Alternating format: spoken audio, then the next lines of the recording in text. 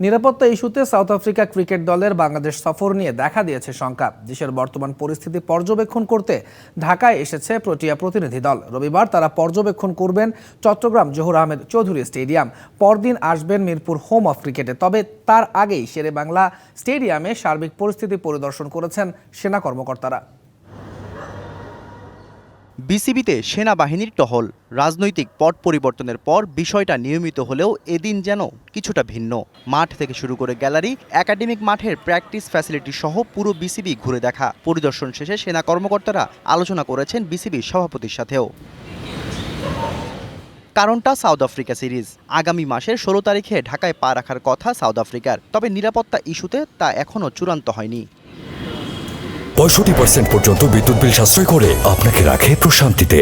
Walton fan হাওয়া বদলে দেয়। এদিকে ঢাকায় এসে পৌঁছেছে সাউথ আফ্রিকার ক্রিকেট প্রতিনিধি দল, যারা রোববার চট্টগ্রামের জহুর আহমেদ চৌধুরী স্টেডিয়াম পরিদর্শন করবেন। পরদিন আসবেন মিরপুরে। সেই রিপোর্ট সাউথ আফ্রিকা ক্রিকেট অ্যাসোসিয়েশনের কাছে জমা দেবেন। তারপরে জানা যাবে চূড়ান্ত সিদ্ধান্ত। সাউথ আফ্রিকা ও বাংলাদেশ ক্রিকেট বোর্ডের মধ্যে যোগাযোগ রয়েছে আগে থেকেই। বিসিবি থেকেও নিরাপত্তা ইস্যুতে দেয়া হয়েছে পূর্ণ আশ্বাস। তারপরও চিন্তায় থাকতে হচ্ছে, কারণ নারী টি-20 বিশ্বকাপ ও নিউজিল্যান্ড এ দলের সিরিজ ঘরের মাঠে আয়োজন করা সম্ভব হয়নি। গুঞ্জন রয়েছে সাউথ আফ্রিকা ক্রিকেট দল বাংলাদেশের একটি ভেন্যুতেই 2টি টেস্ট খেলতে চায়। সেটা হতে পারে মিরপুর অথবা চট্টগ্রামে।